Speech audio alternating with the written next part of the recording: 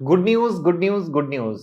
आपका अपना नया YouTube चैनल फिनोविंग्स आ चुका है। लिंक यहां पर है, क्लिक करें और फाइनेंस की बेहतरीन दुनिया को देखने की कोशिश करें। एक नई वीडियो लाइव हो चुकी है। सरकार का हिडन सेक्टर चुपके से हुआ है कैपेक्स। क्या बनेगा नेक्स्ट मल्टीबैगर? यही आज की वीडियो का मुद्दा है। एक नजरिया मिलेगा न्यूज को देखने का, क्योंकि मोस्टली टाइम लोग हेडलाइन देखकर या तो फंस जाते हैं या बिग प्रॉफिट कमाने का मौका मिस कर देते हैं। और यही आज हम डिस्कस करेंगे, हिडन सेक्टर। देखिए 2022-23 इंडिया के लिए कैपेक्स की स्टोरी रही है और शायद यही रीजन है कि इंडिया एक डेवलपिंग कंट्री की तरफ तेजी से बढ़ रहा है। इंडिया के प्राइम मिनिस्टर ने यह भी कहा है, यानी मोदी जी, 2047 तक इंडिया को डेवलप कंट्री के लिस्ट में ले आना है। अगले कुछ वर्षों में भारत दुनिया की तीसरी सबसे बड़ी अर्थव्यवस्था और 2047 तक भारत विकसित देश बन जाएगा। कैपेक्स में मेजरली बात करें तो रेलवे, डिफेंस, इन्वेस्टर को पैसा भी दिया, करेक्ट है। अब टाइम है फोकस करने का दूसरे सेक्टर पर, जिससे और ज्यादा कमा सके, जहां सरकार काम कर रही है। सही है ना? और ये इसलिए है क्योंकि सरकार इंडिया की डिपेंडेंसी बाकी के कंट्री पर या तो कम कर रही है या खत्म कर रही है। बजट में तो सेक्टोरियल कैपेक्स की बात कही गई, लेकिन उसके बाद भी सरकार ने काफी नए प्रोजेक्ट निकाले हैं। और इसी महीने सरकार ने 1.64 लाख करोड़ का मेगा इंफ्रास्ट्रक्चर प्रोजेक्ट को हरी झंडी दिखाया। ये आपने भी सुना होगा, बट ये हेडलाइन है। हेडलाइन के अंदर वाली बात सुन लो तो प्रॉफिट कमाओगे, और वो हम बताएंगे। तो स्पेशल क्या है, अंदर की कहानी जानिए। टोटल प्रोजेक्ट 4 सेक्टर में डिवाइड होंगे: पेट्रोलियम, नेचुरल गैस, रेलवे और फर्टिलाइजर। 39 प्रोजेक्ट पेट्रोलियम सेक्टर से होंगे, जिसकी टोटल कॉस्ट 1.49 लाख करोड़ होगी। अब मुझे ईमानदारी से बताओ, पेट्रोलियम सेक्टर को किसी भी मीडिया हाउस ने इस तरीके से हाईलाइट किया? कहीं भी इस तरीके का प्रोजेक्शन आया या आपने सुना?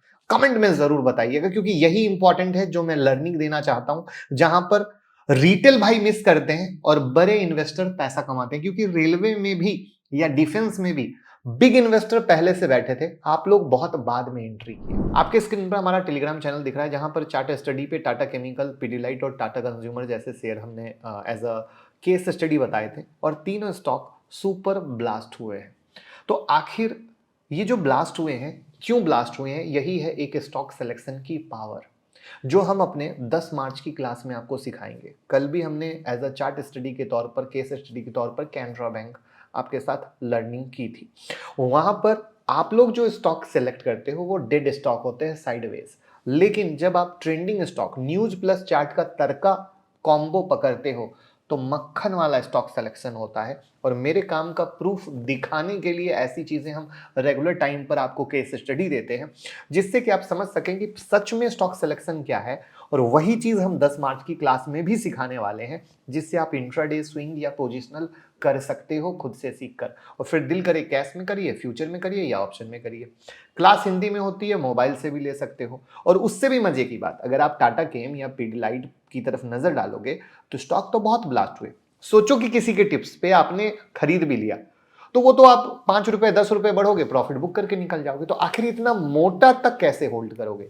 ये भी तो कला है ना, बिग टारगेट होल्ड करना या बिग क्वांटिटी ट्रेड करना। तो ये सब हम आपको सिखाएंगे। वहां पर आपको स्टडी मटेरियल भी मिलेगा, मेंटरशिप भी मिलेगा, हैंड होल्डिंग भी मिलेगा, रिवीजन सेशन भी मिलेगा। स्टडी मटेरियल के अलावा ट्रेडिंग जनरल भी मिलने वाला है, स्क्रीनर भी मिलने वाला है। तो मौका मत जाने दीजिए। अगर आप रोज लॉस कर रहे हैं तो बस एक चीज सोचिएगा, हर इंसान के लॉस करने की एक कैपेसिटी है, और उसके बाद वो मार्केट से आउट। और वहीं पर अगर जब आप मार्केट में आ रहे हैं, एक छोटी सी इन्वेस्टमेंट से सीख लीजिएगा, तो सरस्वती माता जब आपके घर आ जाएगी तो लक्ष्मी माता परमानेंट आपके घर आती रहेगी। तो 9708094321 पे कॉल कीजिए। मेरे काम का सबूत आपके सामने है, तो बिंदास ज्वाइन करें, सीखें। 10,032 करोड़ के प्रोजेक्ट रेलवे सेक्टर को, जो बेसिकली बिहार स्टेट में खर्च किए जाएंगे। तो इससे ये क्लियर हो गया कि गवर्नमेंट ने भले ही 4 सेक्टर के प्रोजेक्ट पे कैपेक्स अनाउंस किया, लेकिन मेजर एलोकेशन पेट्रोलियम सेक्टर को गया। राइट है, मतलब फोकस है पेट्रोलियम सेक्टर का इस बार। इतने बड़े कैपेक्स को सरकार लगा रही है तो उसके कुछ प्लान भी तो होंगे ना। मेजर प्लान की बात करें तो इस फाइनेंशियल इन्फ्यूजन से पेट्रोलियम इंडस्ट्री को एक अलग रिवॉल्यूशन की तरफ ले जाने का प्लान है। तीन मेजर चीजों पर काम करेगी सरकार। पहला, पेट्रोलियम इंफ्रास्ट्रक्चर, दूसरा प्रोडक्शन कैपेबिलिटीज और तीसरा एनर्जी नेटवर्क। और इससे ओएनजीसी की ऑयल एंड गैस प्रोडक्शन 11 से 15% तक बढ़ेगी, क्योंकि मेजर प्रोजेक्ट इसी कंपनी से। फर्स्ट ऑयल के आने के बाद से इंडिया की डिपेंडेंसी दूसरे कंट्री पर काफी कम हो गई है। इससे ये तो समझ में आ गया कि भैया सरकार बस ऐसे ही पैसे नहीं लगा रही है, फ्यूचर प्लान पहले से रेडी है और उस पे काम करने जा रही है। ये दिखाता है कमिटमेंट, जो काफी पॉजिटिव है। अगर आप लास्ट के 1 से 1.5 साल के प्रोजेक्ट को ट्रैक करेंगे तो आप समझ पाएंगे कि कैसे सरकार हर एक सेक्टर को पकड़ पकड़ के मजबूत कर रही है। और रिसेंटली सेमीकंडक्टर इंडस्ट्री के बारे में हमने वीडियो बनाई थी, 2 साल पहले तक कुछ नहीं था और अब गजब का ग्रोथ आप लोगों के सामने है, जो इंडिया की स्टोरी बता रहा है। तो अब वहीं पर हम बात करते हैं बिना समय गंवाए हुए, क्योंकि आपको तो इंतजार होगा भैया स्टॉक के नाम बता दो, बट हाथ जोड़ के रिक्वेस्ट करूंगा, स्टॉक के नाम सुनकर कोई बाय सेल ना करें। मेरी कोशिश है आपको लर्निंग देने की। अगर हम कोई स्टॉक के बारे में बात कर रहे हैं तो क्यों बात कर रहे हैं, जब आप ये समझेंगे तब आप कुछ कर पाएंगे, बाकी आपकी मर्जी है। तो पहला स्टॉक है ओएनजीसी, इंडिया की सबसे बड़ी क्रूड ऑयल और नेचुरल गैस की पीएसयू कंपनी, जो इंडिया की डोमेस्टिक प्रोडक्शन में 71% से ज्यादा कंट्रीब्यूट करती है। क्रूड ऑयल से रिफाइनिंग से लेकर डिस्ट्रीब्यूशन तक कंपनी पूरे मार्केट को कैप्चर करती है। बिजनेस के हर स्टेप के लिए अपने सब्सिडरी के थ्रू काम करती है। और जो यूट्यूब मेंबरशिप से जुड़े होंगे उनको ओएनजीसी के बारे में बहुत बेहतर से पता होगा कि कितने टाइम से हम उनको लर्निंग दे रहे हैं, और यही है पावर यूट्यूब मेंबरशिप की। और इनके प्रोडक्ट पोर्टफोलियो से साफ दिखने को मिलता है भैया कि ऑयल रिफाइनिंग के साथ साथ करेंटली कंपनी अभी रिन्यूएबल और पावर सेक्टर में भी एंट्री ली है, जो आपके स्क्रीन पर है। आगे हम 2 स्टॉक की बात करेंगे जो इनकी सब्सिडरी में से है, ठीक है ना। सरकार के इस प्रोजेक्ट अनाउंसमेंट में से 3 मेजर ऐसे प्रोजेक्ट हैं जो ओएनजीसी के अंडर हैं। पहला है ONGC cluster 2 KG DWN 98/2 project, जो बेसिकली एनर्जी सेक्टर पे फोकस्ड है।